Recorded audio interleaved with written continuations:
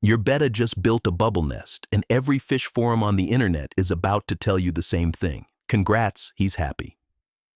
And look, that's not totally wrong, but it's about 10% of the actual story, and the other 90% is genuinely wild. Because here's what that little raft of bubbles actually is. It's a window into your fish's hormones, his personality type, his social strategy, and this is the part I want you to stick around for, a behavior so sophisticated that researchers are now using it to help save endangered species in the wild.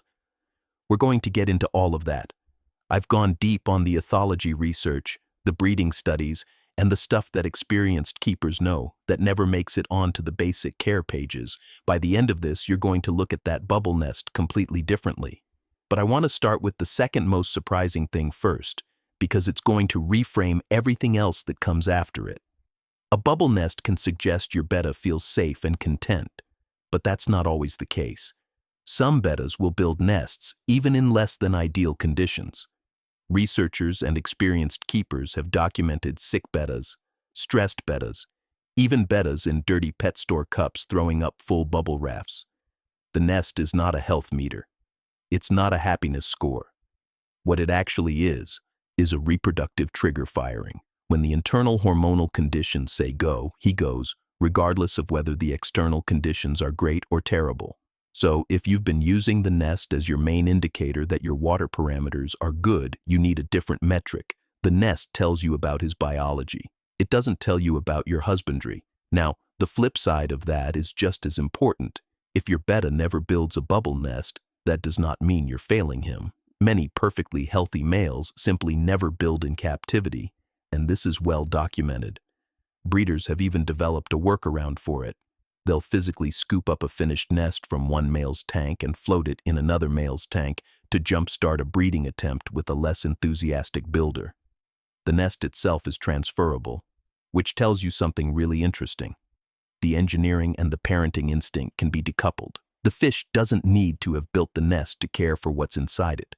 Here's where it starts getting really interesting, and this is the thread I want you to keep in mind because I'm coming back to it at the end. There's a specific finding about betta personality types and nest building that almost nobody in the hobby talks about, and it changes how you think about your individual fish entirely. But first, let's talk about what the nest actually is as a structure, because the biology here is genuinely cool. Male bettas create these nests by blowing air bubbles from their mouths, each coated with a sticky mucus-like substance produced in their saliva. This coating helps the bubbles stick together and stay afloat. And in the wild, they're not just blowing them anywhere. Bubble nests are usually attached near the water's surface by floating plants, leaves, or other objects. That's not random. In their natural habitat, shallow, stagnant, acidic blackwater, a floating leaf gives the nest physical protection, visual cover, and an anchor point in calm water. The male is essentially doing site selection before he even starts building. And tannins, the stuff that comes from Indian almond leaves and driftwood, aren't just an aesthetic choice for your tank. They chemically change the water in a way that makes those saliva-coated bubbles stick together better and last longer. So when keepers add botanicals and notice their betta suddenly starts building more consistently, that's not a coincidence. They've recreated a chemical condition that his biology is literally optimized for. Bettas are adapted to thrive in low-oxygen water conditions that would kill most other fish, such as rice paddies, slow-moving streams, drainage ditches, and large puddles. And the nest is a direct response to that environment. During the mating process, nests provide a safe and oxygen-rich haven for fertilized eggs and developing fry. The fry aren't born with a fully functional labyrinth organ yet, so keeping them suspended near the oxygen-rich surface inside the nest dramatically improves their survival compared with the debris-laden bottom. The nest is a tiny life support system, and the male is running it solo. Betta spawning takes an average of 5 hours, during which eggs are released a few at a time by the female and fertilized externally before falling down the water column. The male retrieves approximately 90% of the fallen eggs in his mouth and places them into the bubble nest. And once the female has spawned, he chases her away aggressively, not out of hostility for its own sake, but because she will eat the eggs if she stays close. The same fish who just courted her is now her biggest threat to the clutch. That behavioral switch is fast and it's complete. Strong surface flow, by the way, can completely shut down nesting in some males. When keepers baffle their filters or add floating plants to calm the surface, previously non-nesting males often start building almost immediately. So if your betta has never built a nest and you've been wondering why, surface turbulence is one of the first things worth checking. Now, quick pause here because I want to mention something. This channel is working toward 1,000 subscribers, and I'm doing a $100 Amazon gift card giveaway to celebrate when we hit that milestone. If you want to follow the journey or be in the running for the winner announcement, subscribe and drop a comment below. I'll randomly pick a winner once we hit the number. Now, back to the science, because this next part is the one that genuinely surprised me. Here's the thing most people assume. Bigger nest equals better male. More attractive, more dominant, more likely to win. That's the intuitive logic. But experiments with wild Betta splendens found that females did not consistently prefer males with larger nests, and large nest males didn't win more male-to-male contests either, and it gets more complicated. Another study found that males who performed more intense courtship displays built larger nests, which you'd expect to signal better parental quality. But pairs with those high-display males actually ended up with fewer eggs in the nest. So being flashy isn't always reproductively efficient. The female is running a more nuanced calculation than we assumed. Female mate choice research suggests females weigh body size and color more heavily than nest size. In one study, females preferred larger males, and in another, red males over blue ones when movement was controlled, while nest size was just one of several cues in the mix. And in complex social choice experiments, females sometimes chose the male they'd watched win a fight over the loser, regardless of other traits. So a male's social reputation, who he just beat, can actually override his nest in the female's decision-making. The nest is part of the pitch, not the whole pitch. Now here's that personality finding I flagged earlier. A 2022 hormone study split male bettas into 3 groups: nest builders, intermediate builders, and non-builders. And what they found was not what you'd expect.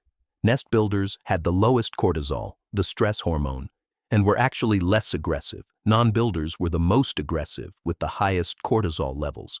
And the intermediate builders, the ones who put some energy into nests but weren't obsessive about it, performed best in a learning task. What this tells you is that how much your betta bubble nests is connected to a broader personality profile: his stress response, his aggression style, his cognitive flexibility. These aren't random variations. They're linked traits. Your betta isn't just a fish with a preference. He has a type. And nesting frequency is highly individual even when conditions are identical. Some males are daily nesters who constantly rebuild. Others in the same water, same temperature, same feeding schedule might build a few token nests per year. Age plays into it too. Younger, vigorous males are much more prolific builders, and enthusiasm for nesting typically drops as they get older, even when everything else stays the same. One more thing worth knowing: the assumption that only males build bubble nests is not quite right. Multiple aquarists and observers have documented females building smaller, less frequent nests, likely tied to their own hormonal cycles and reproductive readiness. It's not common, but it happens. And even when there's no female anywhere in sight, a well-fed, secure male may keep a standing nest or rebuild repeatedly. It's his way of staying on reproductive standby for the moment a potential mate wanders past. Now, here's the piece that I think reframes the whole thing.